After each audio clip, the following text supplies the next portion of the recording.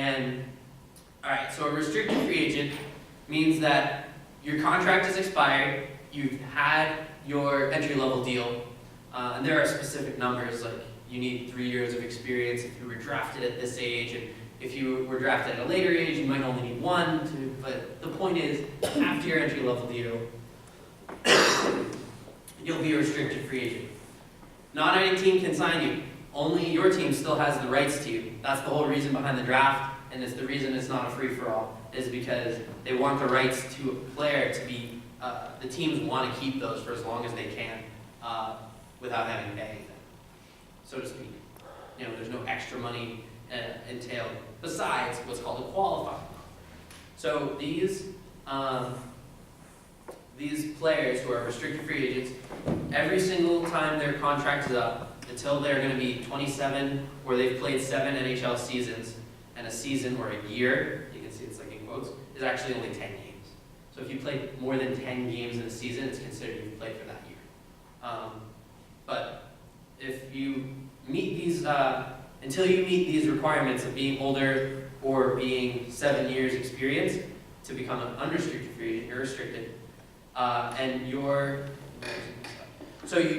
team has to extend you a qualifying offer. So you're hot shit, they want you to play again, they want to keep you.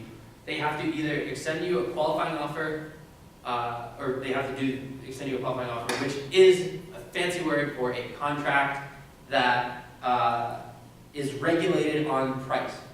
So it's usually for only 1 year after that, because players only want to sign for short periods of time because they think that they're going to get so much better that they want to, like in a year, they're going to grow so much, they're going to be worth so much more the next year that they don't want to sign for long-term deals. So usually it's 1 to 2 years after an entry-level 3-year deal.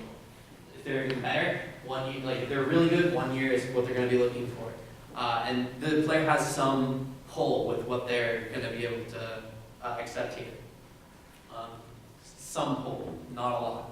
Once you've signed that entry-level deal, you've chosen to become part of the team, and you will stay with that organization, except for a couple of different things. How are we doing on time? We're doing great. We're coming up on the end of this. So the regulation on prices, you have to give them up to a 10% raise, no matter what. This is a Players Association thing. It's something that the Players Association fought for.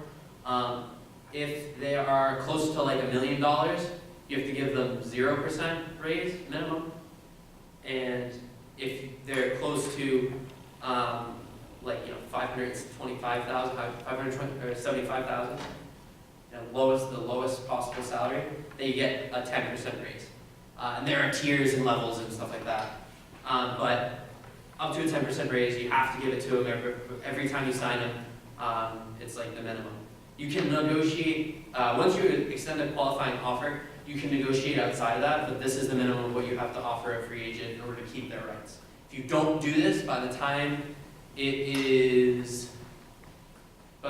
season is starting, like, I don't know the actual date, I think it's like June or July, there's a date. If you don't do this by then, other teams can send them qualifying offers in the form of what's called an offer sheet. I think that's the next one. Offer sheet. Offer sheet is basically a fancy word for you're a team and you want somebody else's restricted free agent that you don't have the rights to sign. If they make a lot of money, if they're a really good player and the player is holding out because, you know, whatever reason, and like the player is making over 1.2 million, you're going to have to give them picks in return for the rights to that player because the rights are worth something. Basically, this never happens. Like, I can't think of a time in recent history where this actually happened, and it wasn't just a trade.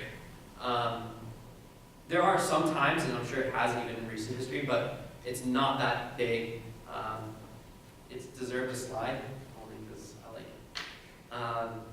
You have to give compensation to those teams if you're going to sign their player. After this, assuming that you've signed with a team, that's great, you're good. You're a restricted free agent still, or you're no longer a restricted free agent, you're signed to a contract, you now play for a team just like everybody else. Then, if you don't sign, and it becomes December, I believe it's a date in December, like December 5th or something like that, some arbitrary date. If If you don't sign by that time, you are no longer eligible to play for that year. So if you hold out and you don't sign a qualifying offer that you're given from your team, and you're not offered an offer sheet from somebody else, you may not get to play.